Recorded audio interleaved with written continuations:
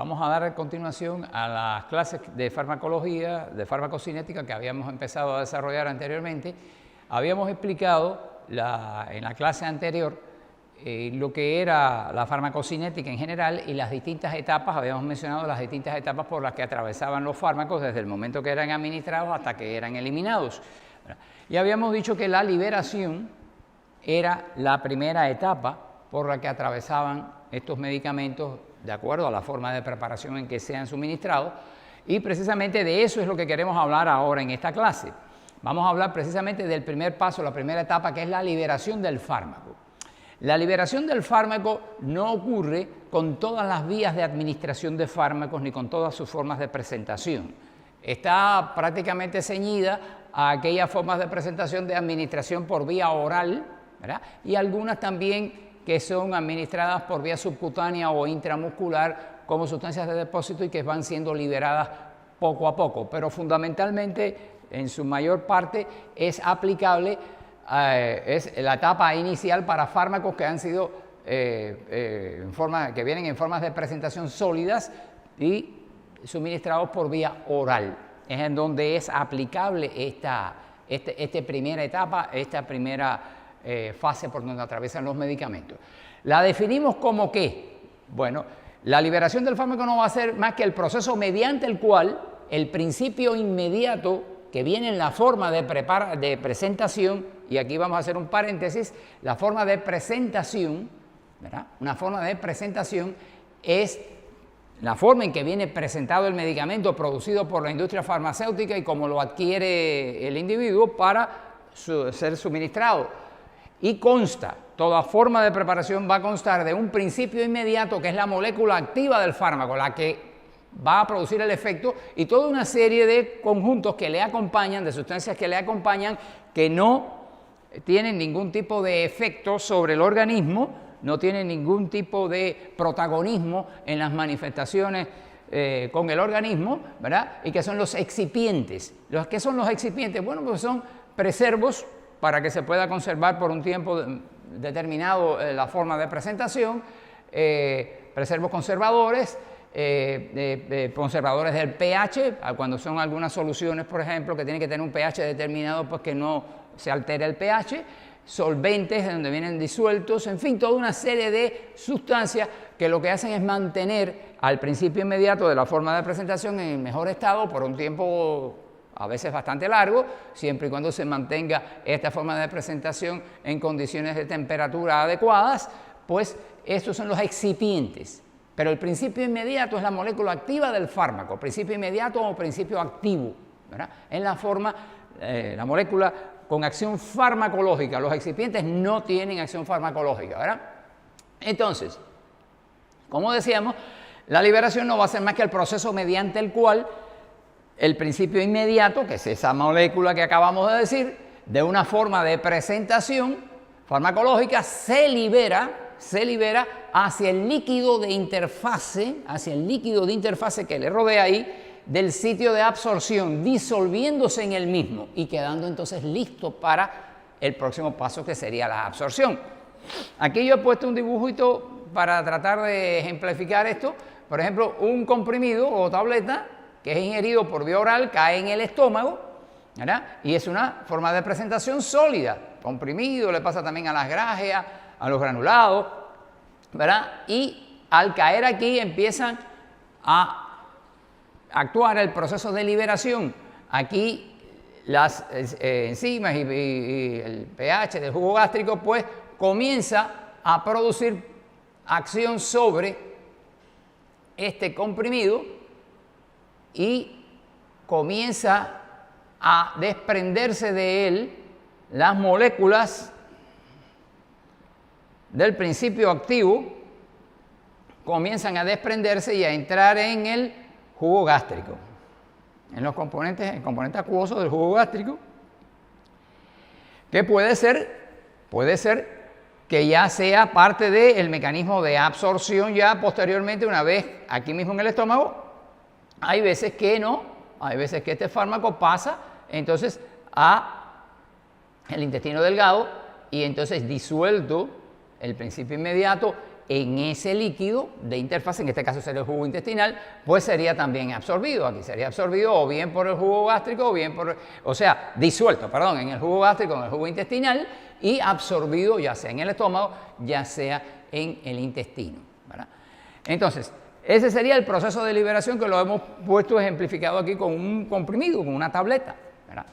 Entonces, esta sería la forma en que se produce. Esto, como ya les dije, es aplicable para aquellas formas de presentación administradas por vía oral, puesto que aquellas formas que se administran por vía endovenosa, por ejemplo, pues no atraviesan este tipo de etapa, ya que los medicamentos que son administrados por vía endovenosa van directamente, fíjense ustedes que ni liberación ni absorción, ya caen aquí directamente en el plasma sanguíneo por una inyección que se pone directamente en el torrente sanguíneo. Por tanto, esas dos etapas para los medicamentos inyectables por vía endovenosa no cuentan, ¿no? Los medicamentos que se administran por vías intramusculares, pues bueno, aquellos que son formas de presentación que se van a producir de liberación controlada. Por ejemplo, esto sería una forma de liberación rápida, ¿verdad? Se está liberando rápidamente y en unos minutos ya eso está liberado y se disuelve en el líquido de interfase y comienza su absorción.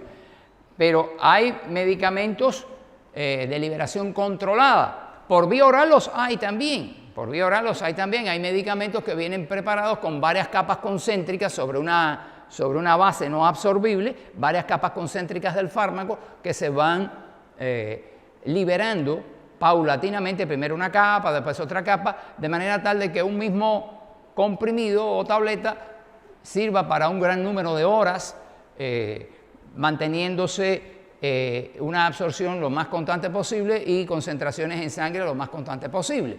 Pero también hay algunos preparados intramusculares de depósito que se le llaman, o también subcutáneos, por ejemplo, lo hay en muchas preparados anticonceptivos hoy en día se utilizan en inyecciones que duran prácticamente un mes, donde se están liberando ahí hormonas del ciclo menstrual que mantienen inhibido el eje hipotálamo hipofisario y se van liberando desde la región subcutánea donde han sido administrados, se van liberando desde la base que trae esta forma de presentación, se van liberando poco a poco hacia el líquido intersticial, que sería el líquido de interfase, y posteriormente van a ser absorbidos por los capilares sanguíneos de esa misma zona y entonces empiezan a ser distribuidos. También, por tanto, hay en preparados de administración intramuscular, también tenemos preparados de administración intramuscular que se van liberando poco a poco, ahí en la masa del músculo donde se pone el fármaco.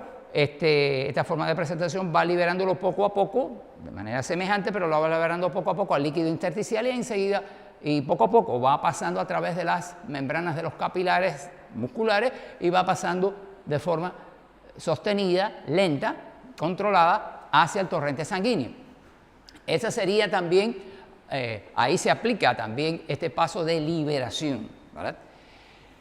Pero bueno, básicamente lo vemos más con un gran número de preparados de vía oral.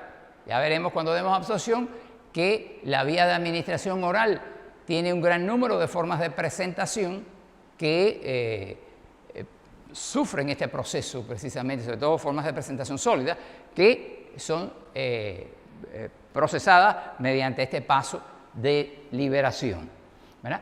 Aquí, como hemos dicho, las formas de presentación orales pueden ser de liberación rápida o pueden ser de liberación controlada. Es importante saber también que las distintas formas de presentación de los fármacos pues, pueden ser muy diversas. Tenemos, por ejemplo, formas de presentación sólidas de administración oral, como esta, por ejemplo, comprimidos o tabletas, grajeas o píldoras, las cápsulas, los granulados. Estos son todos de administración oral, y los supositorios, que son para la vía rectal de administración, que ya hablaremos de eso cuando estemos en absorción. Volveremos a hablar sobre estas formas de presentación y estos preparados. Pero bueno, como estamos hablando de liberación del fármaco y que está muy relacionado con la forma de presentación, aprovecho ya para irles introduciendo en distintas formas de presentación de los fármacos, ¿verdad? Tenemos también, en este caso, o sea, de administración oral, tenemos también formas líquidas, como son los jarabes, los elixires, las soluciones acuosas, algunas soluciones acuosas no edulcoradas, emulsiones, gotas, que son para uso oral. Estas formas líquidas no necesitan liberarse, porque ya el fármaco viene en solución acuosa y al caer en el jugo gástrico, el jugo intestinal, que tiene una base acuosa, pues sencillamente ya quedan inmediatamente incorporados a ese líquido de interfase y comienza la absorción. Es indudable, ya veremos cuando hablemos de absorción, que las formas líquidas, las formas estas líquidas, pues se absorben mucho más rápido y más fácilmente que las formas sólidas, puesto que las formas sólidas tienen que pasar por el proceso de liberación. Las formas líquidas no tienen que pasar por ese proceso o esa fase de liberación. Quiero adelantarle también algo respecto también a otras formas de presentación. Tenemos las formas de presentación inyectables, de las cuales ya estuve hablando algo en relación con las de depósito. Las tenemos en ampollas, las tenemos en bulbos o viales liofilizados, ¿verdad? Donde el fármaco viene en un preparado hecho en polvo muy fino y que tiene que ser disuelto con un diluyente, que puede ser agua o un diluyente especial que traiga, para convertirlo en líquido y ser administrado, ya sea por vía endovenosa o por vía intramuscular, ¿verdad? Tenemos también formas de presentación tópicas, como son cremas, que casi siempre tienen una base acuosa, ungüentos y pomadas que son de base grasienta, y tenemos también aplicaciones tópicas, colirios, que son para aplicación ocular, oftalmológica, gotas nasales, son para aplicación nasal. Hay gotas también ópticas para aplicación directamente sobre el conducto auditivo externo, pinceladas, que también se utilizan en dermatología junto con cremas, ungüentos y pomadas para el tratamiento de muchos trastornos dermatológicos. Bien, estas son algunas de las cosas importantes que teníamos que señalar en relación con este primer proceso o esta primera etapa de liberación de los fármacos en el organismo como parte del proceso farmacocinético LATME que ocurre, ¿verdad? En clases posteriores ya vamos a dedicarnos entonces a desarrollar el aspecto de absorción, distribución, biotransformación o metabolismo y eliminación. Espero que con esto pues por lo menos puedan tener ustedes alguna idea ya más certera al respecto. Como les dije en clases anteriores, hay una clase en PowerPoint que va a estar en la plataforma a la cual ustedes pueden acceder, independientemente de esta otra clase que va a estar presente también en la plataforma. Ustedes pueden acceder y ambos materiales los pueden utilizar como una base fundamental de estudio. Entonces, me despido hasta la próxima clase.